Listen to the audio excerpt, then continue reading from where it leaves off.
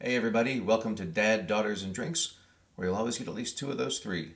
Today you've got me, the Margarita Kid, and I am drinking a fantastic mezcalita made with fresh lime juice, ojo de tigre mezcal, and some agave nectar. Absolutely fabulous. And tajin on the rim, of course. So anyway, back to the music. We are going to be watching. I'm actually very excited. I didn't think I was going to be able to react to anything today, but the stars have aligned and I have a little bit of time. So we're going to be doing Dull Knives Cut Better live at Lunario. This is the next song in our journey. I think this is the second song of Chapter 3. This follows the Sinister Smiles. And I think this one is one that I reacted to at the Teatro concert, and I didn't know anything about it at the time, so I'm thinking that the lyrics are going to make a lot more sense to me this time. And even, I don't remember who was singing at the time, so that is actually going to be important as well at this point. Dull Knives Cut Better, in and of itself, is just an interesting, concept that I hadn't really thought about the first time that I was looking at this. But in the previous song, there's some sort of a line around taking the dagger, cutting the skin, blood in the water or something. I forget exactly what the line is. But that gives a very, kind of an explicit image of, maybe somebody in a bathtub or something. It's, harming themselves. Doesn't sound very metaphorical, I guess. And so the title of this song following that seems like this may actually be similar as well. I'm not sure if this is, again, metaphorical or if this is actually somebody cutting themselves with something dull, but it sounds, I guess, what I'm thinking of in terms of why somebody would say dull knives cut better, it all depends on what you want the end result to be, right? You think of surgeons with scalpels, they're really sharp, they make very fine cuts, they're the kind of things that can heal back up pretty well and leave not, scars that aren't too bad or at all. Whereas, if it's a dull knife that you're cutting something, it doesn't always have to be a person, it could be food or whatever, right? But if it's a dull knife and you're having trouble getting through something, when you finally get through, it's not a clean cut. It's like a jagged tear, rip kind of thing. It's very damaging, and it's not going to be something that'll heal very well, if at all.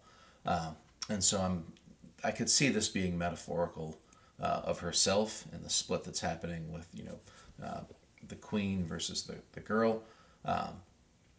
Or it could be something actually, happening, somebody actually doing something to themselves and saying, I'm going to use a dull knife so that it doesn't heal up. Or it could, could mean a number of other things too, I suppose. But I'm going to go ahead and get started again. I feel like I'm watching this one with a whole new fresh set of eyes and ears. So let's see if I have a very different impression the second time around.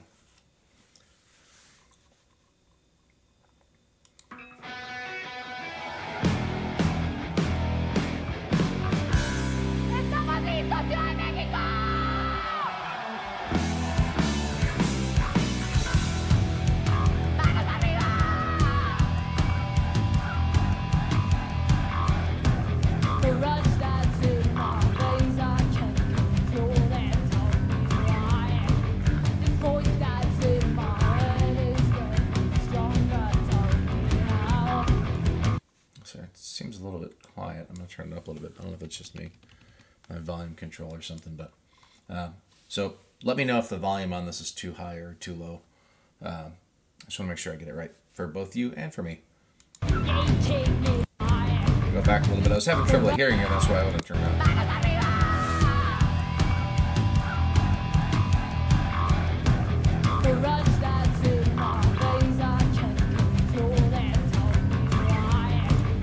See, even here when she says the rush that's in my veins, I, normally would just kind of think of that as like, like a rush, like, adrenaline or something. But in the context of all the other things we were just talking about with the blood, maybe she actually is referring to blood in her veins. She can't control it anymore.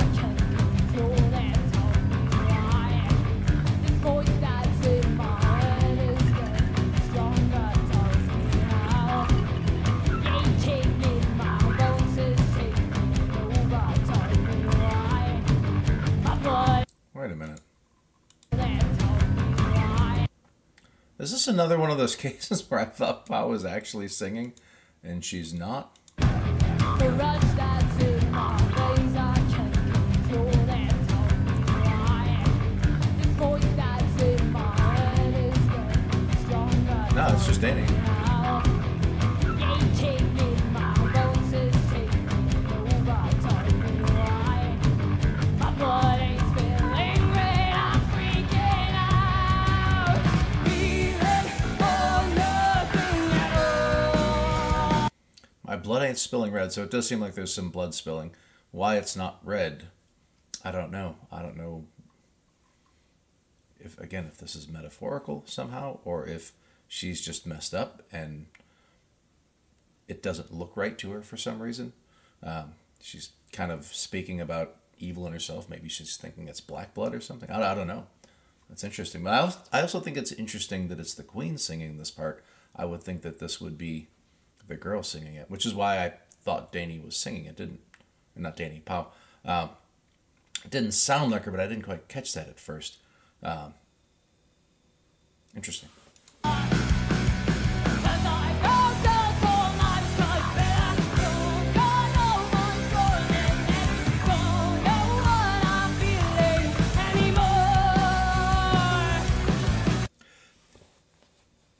So the whole Scarlet Letters thing, I brought that up last time. I remember mentioning, that was an old, was it Hawthorne book? Scarlet Letters meant you were an adulterer, and they would write the big red A on your forehead or whatever. In this case, it's not adultery. It's probably just more of a generic term for sins. But the thing is interesting to me, based on some of the comments, they talked about this whole album. The concept album started with, I think, Pow, in a Shakespeare, learning about Shakespeare in school or something. And so I wonder if she was reading Scarlet Letter around the same time as well. I'm trying to remember when I read that when I was in school, but that was lifetimes ago. So I'm not going to get that right. But it doesn't seem like that's a term that I hear too often. And if you're a younger person, I would really think it's not something you might really know unless you actually learned it in school. So if she did pick this up from school and used it in these lyrics, I think that's really awesome that she's doing that.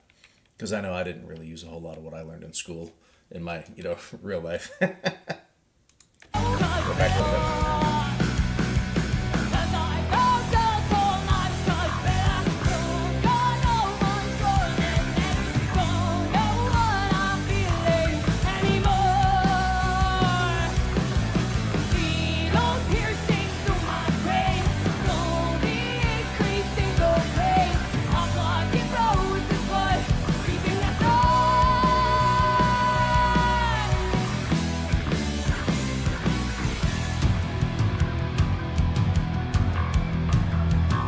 Nice.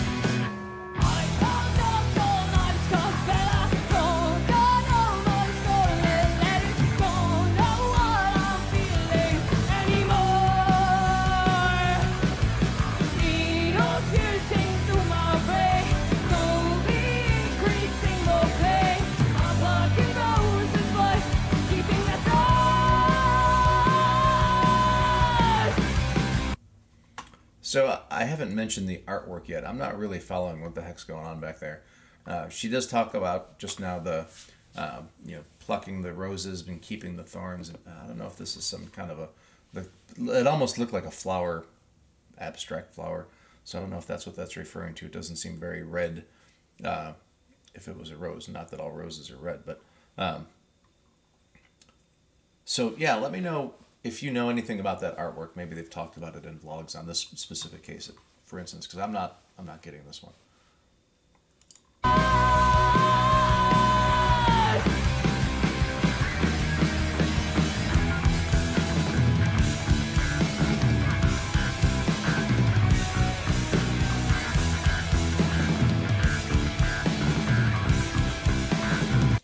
Okay, hold on. I gotta go back. The bass and the drums in this section are fantastic. Um, yeah, I just gotta hear that again.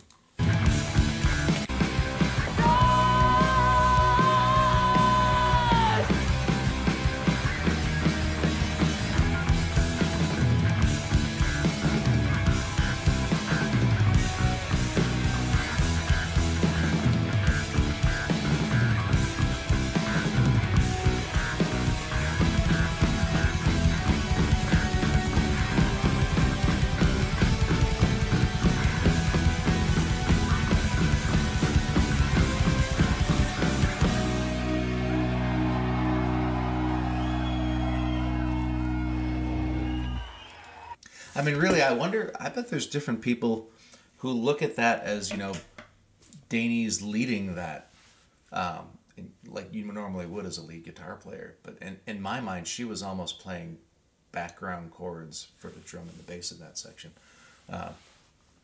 This was, I might have even said something similar to the first time I racked that I really like the drums and the bass in that part. So yeah, this song definitely has a little bit better context for me. I did find it confusing that it was the Queen that was singing and not the girl. I would think, in my mind, the context of this, it would be the girl singing. Because it would be her. Well, I guess I could see this going multiple ways. If the girl were singing, I had mentioned before, it seemed like she was maybe trying to fight back a little bit. And so in this case, maybe what she's saying is, I would rather, kill myself than have the Queen take over.